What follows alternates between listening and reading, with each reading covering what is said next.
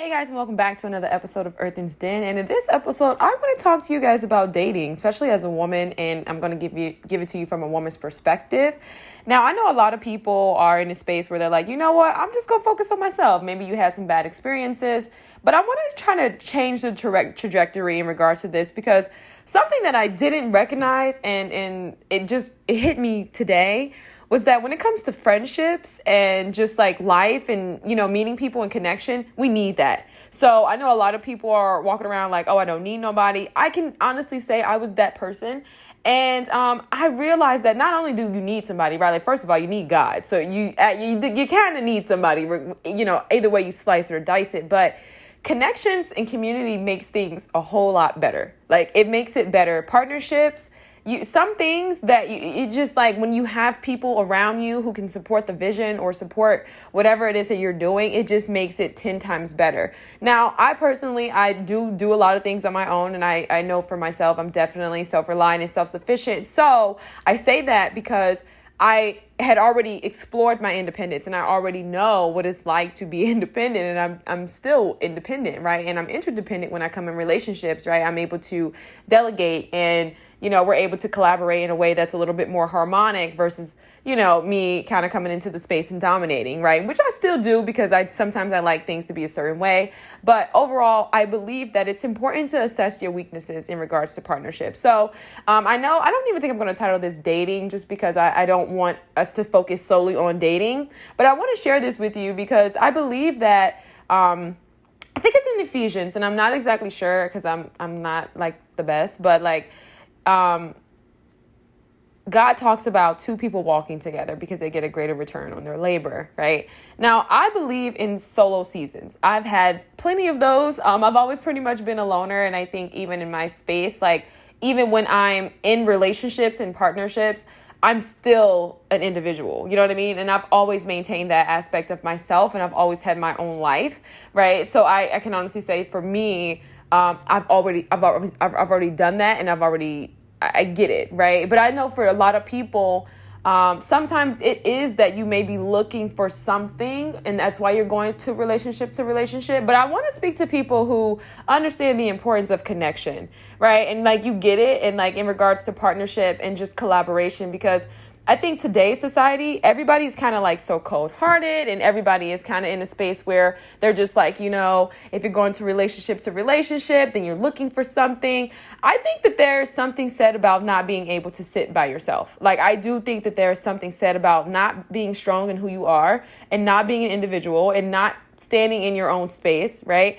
And when we talk about dating, I think that dating is more so like, typically it's an intention for a relationship further on down the line, right? So I think if we could, like, if you are someone and you're an individual, right? You know who you are, you're pretty rooted in like yourself and your independence, and you get it, right? This is for you, because I just want to make that very clear, because I don't have time to keep going back and forth. So I want to set the tone there, right?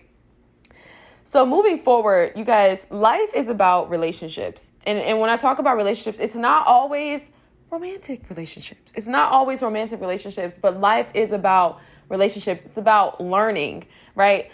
What I can honestly say is that at 20, my appetite was different, right? At 24, I need different things. I want different things. At 25, it may look a little different, right? And what I want to share with people is that it's through our relationships that we have experiences.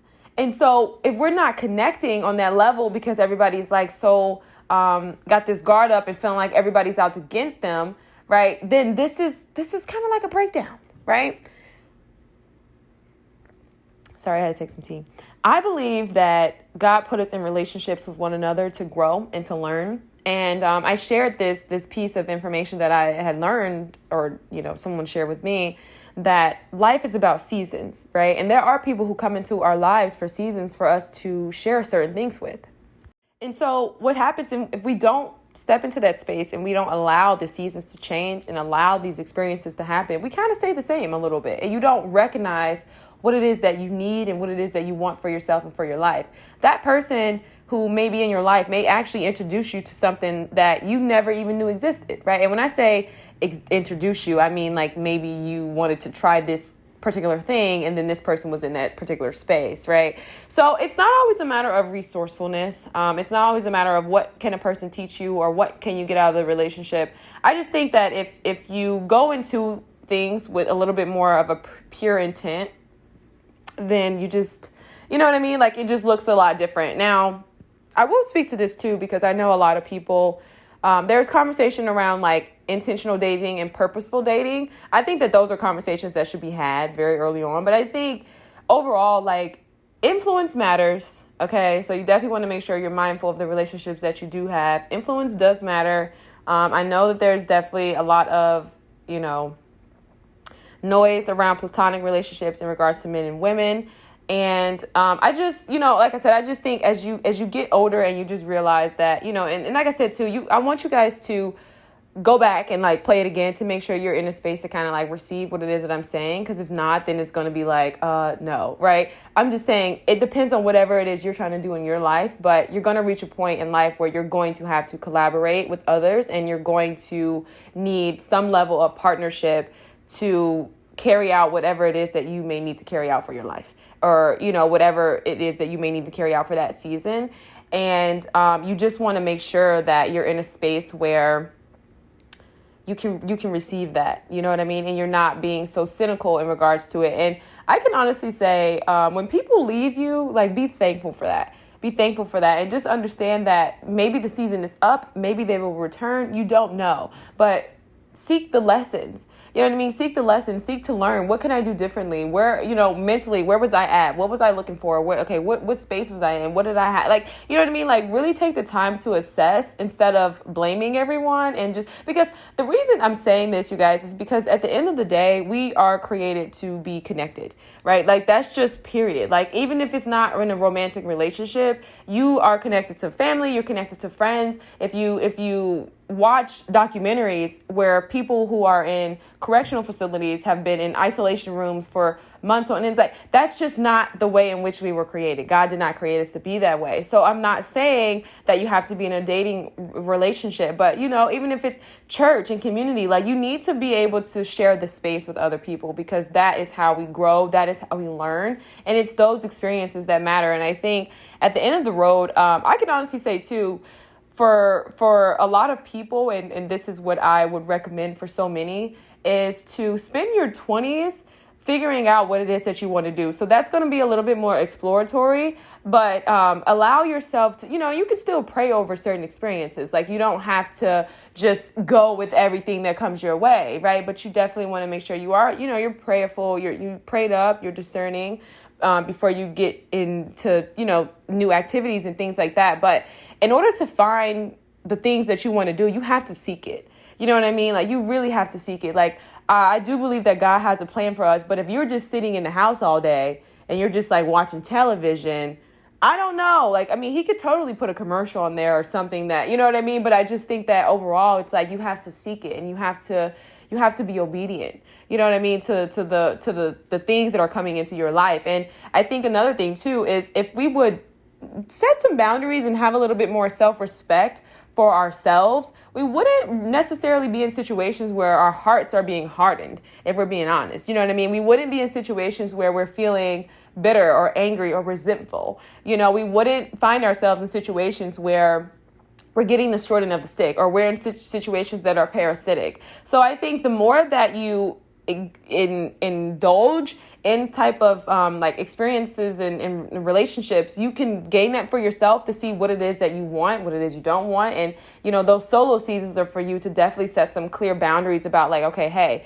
but the reason I'm saying this, you guys, is like, if you've never been through anything, you don't really know. You don't really know. And I think that's the main basis of this podcast episode. Is like, if you've never experienced anything, you don't really know what you like and what you don't like. I think you can definitely sit in your space and say, you know what, I know I don't want someone to treat me like this, and I know I want a friend like this. But it wasn't until I had some negative experiences, right? And it doesn't necessarily mean that if you have a negative experience that you hate yourself, right? So let's just make that clear too, because self-love is something that comes from probably the rubbish, right? Like it's probably birthed out of the rubbish. Like it's birthed out of you being in a space where you weren't treated fairly. Because then you wake up and you're like, oh, I got to do a little bit better on this tip. You know what I mean? And so when you sit in that space, then that will allow you to, get to that space. Because for me, I had a lot of negative experiences before I got here. You know what I mean? It wasn't like and I think to an extent, right? Like it was definitely there. Like I've always been a confident person and had that for myself. But like, I haven't always just been like, oh, I ain't gonna do, you know what I mean? Because you don't know. You don't know what you're going to do. This is so funny because so many people are always like, oh, that can never be me. I would never. You don't know what you would do in those situations, right? So as you learn, as you gain experience, you can kind of sit in a space and realize like, actually, yeah, no, I'm not going to go for that, right? And you can definitely start it out the gate with that way as well. Like that's okay too. But overall, I'm just saying, connection matters. It's important, and collaboration and all of those things. It's amazing. And I'm definitely speaking in terms of vision as well, because like I said, the bottom line is you got to be independent. You got to know how to stand on your own. You got to know that come hell or high water, you're going to definitely get the ship rolling. I said ship. You're going to definitely get the shit rolling. You're going to get these, like, it's, you know what I mean? Like, we going up regardless, you know what I mean? So I feel like that's a very healthy space to have. But I just think it's important to be mindful of connection. And, if you're definitely someone like myself, sigh, I'm definitely, I'm a very caring, loving person. So sometimes you just have to just set your boundaries, and you have to be mindful in how you move in the world, because there are definitely some people who are parasitic and there are givers and takers. So you have to just kind of, put yourself in that space, and you have to be mindful of your value. You know what I mean? Because people will try to tell you what your value is, and people will try to give you less than your value, right? And I want to touch on this point too, because I for me, I really always fell into this space because I was somebody who really did love fashion. Like, I loved it. I thought it was just so dope. My dad's into fashion. Like, my grandfather's an artist. Like, it was just passed down through my family. Like, my grandmother, you know what I mean? It was in my lineage. It was in my blood, right? So that coupled with, like, me really loving art, right? And I love change, and I love things looking different and being different. So coupled with, like, makeup and wigs and all these things, that kind of put me in a space where I was, like, viewed as superficial, right? And I'm not gonna lie, I think to an extent, because I would get that so much, I kind of started to yield towards that, right? And so I want to say this, like, when it comes to your self-worth and your self-value, understand that it's not rooted in superficialities. Understand that it's not rooted in who people say you are and who people think you should be, right? And this is so cool, because it's like at 24, I finally got it. Like, oh, okay, I see. People think that I'm this way because of, you know what I mean? So for me, I had to do a little bit more soul searching and like deep diving on that topic, and just getting close to myself and recognizing, like, okay, cool. Who am I when this is all said and done, right? Like, because I think that you are who you are most of the time.